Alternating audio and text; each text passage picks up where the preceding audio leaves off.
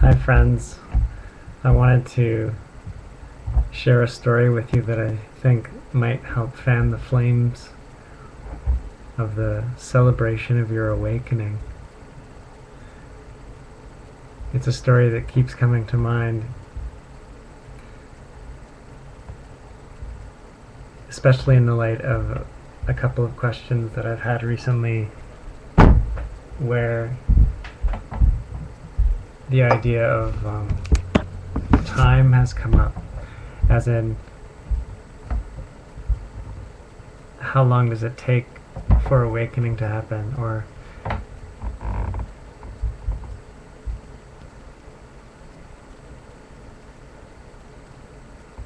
how long should I allow myself?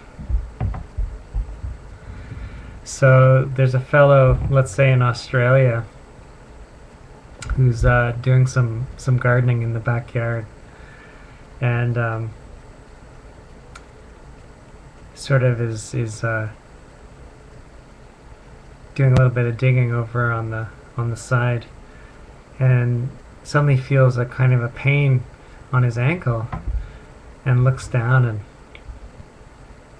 he's being bitten by a snake, and the snake has a red line and a yellow line, and he jumps in fright, and the snake goes flying, and the snake scampers into the underbrush, and the man instantly begins to freak out. He thinks, oh my god, I've been bitten by a poisonous snake. I'm about to die.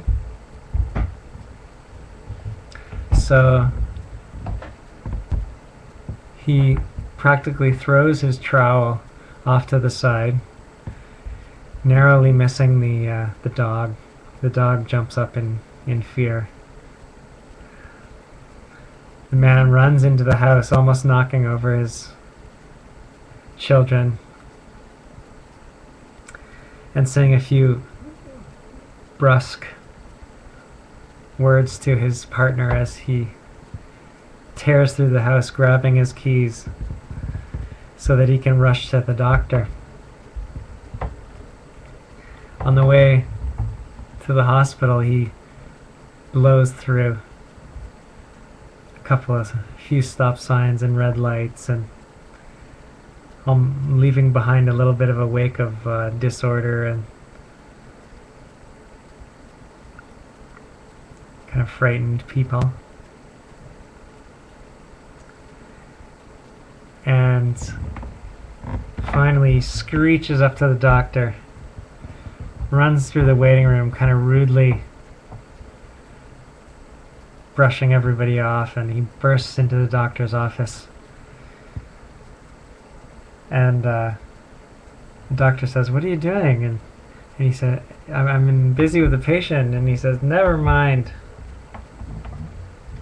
I've been bitten by a poisonous snake. I mean, you gotta hook me up with the antidote as soon as possible." And the doctor says, "Okay, gosh. Well, first things first, what did the snake look like, so I can get the antidote?" And the man says, It was a snake. It was about a foot long, and it had a red line and a yellow line." And the doctor says, "You sure?" And he says, Yes, I plain as day, red line and a yellow line down the back." And the doctor says, "That snake isn't poisonous."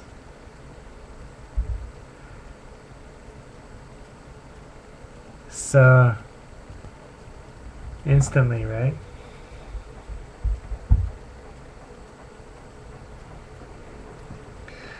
So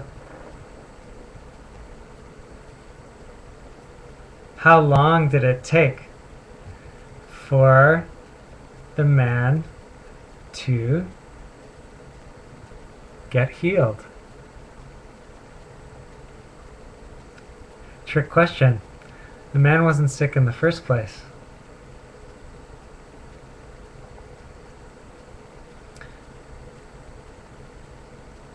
There's so many brilliant things about this.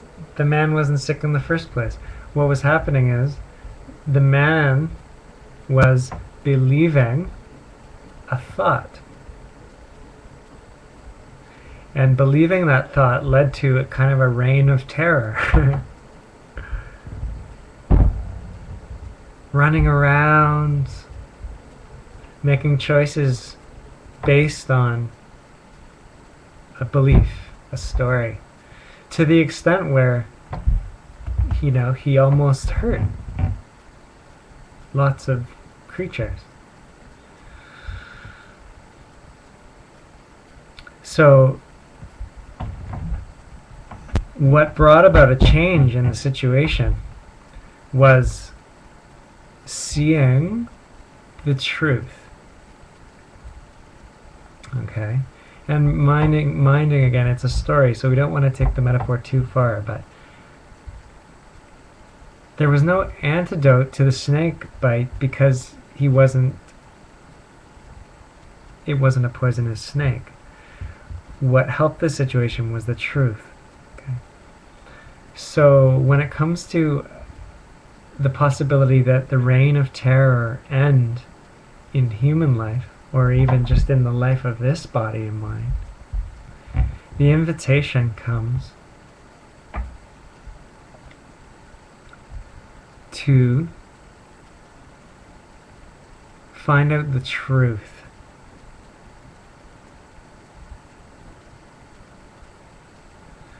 And the truth is here and now. The reign of terror, the suffering, samsara, is really just unfolding because we're believing a thought.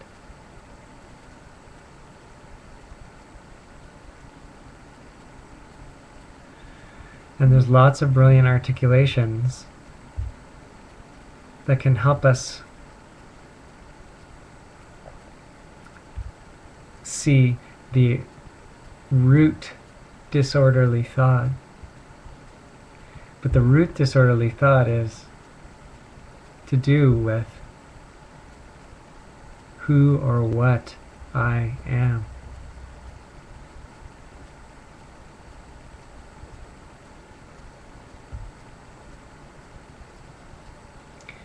Seeing the truth of this moment doesn't take time.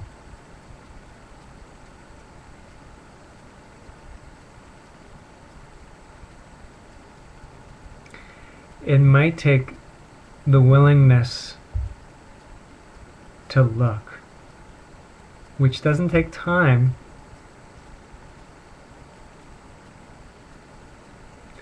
but some people say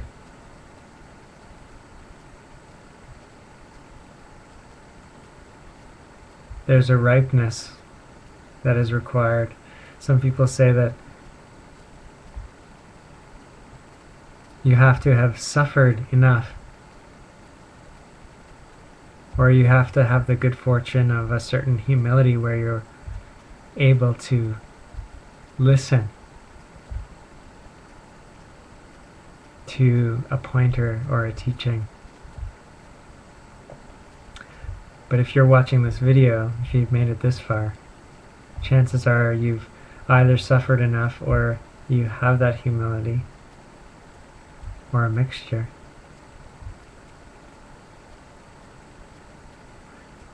Where you can fall down on the willingness to simply allow this moment to be exactly as it is. It has the feelings it has. It has the sensations it has. It has the sounds it has. It has the tastes that it has. And it might have some mental noise. It might have a story in the head. It might have the sound of a person in the head saying, I don't like this. This is crazy. Etc. And in allowing this moment to be exactly as it is, What is your true position? What are you? And I'm not talking about the body. I'm talking about the essence of what you are that is aware even of a body. You're aware of that body, right? So, what are you? What is your true position? The tension of these questions is very helpful. It's where you want to be. You don't want to come away from the tension of these questions into more thought. The tension of these questions will reveal that thought is always secondary, which means the word tree is never the actual living tree.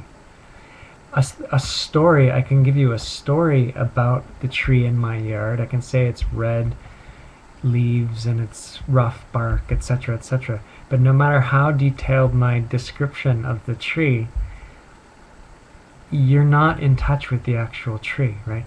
And so the level of story is never, ever, ever in touch with the living what is. So see the truth of that and never buy into a story again. Stories have their place. They can be very practical. I can say, hello friend, would you like to see something beautiful? Go look at the tree in the backyard. So the notion of the tree plays a functional role in that case. But you're not supposed to sit in your room and hear my description and live in the description. The idea would be to go and I see the actual tree. And so when it comes to this actual moment, this life, you can see that it unfolds with grace when we don't follow the idea of what I am, but instead live in the tension of these questions and fall back into what I really am. And I am that now. I already am that. You are already that.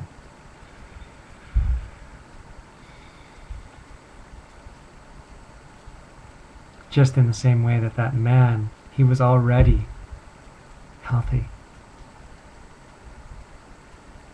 But he believed a story. And believing this story of the me is the root of all the horror on the planet, where we kill each other. We're willing to kill other people. We're willing to kill ourselves. And we're missing the point of and the opportunity of life.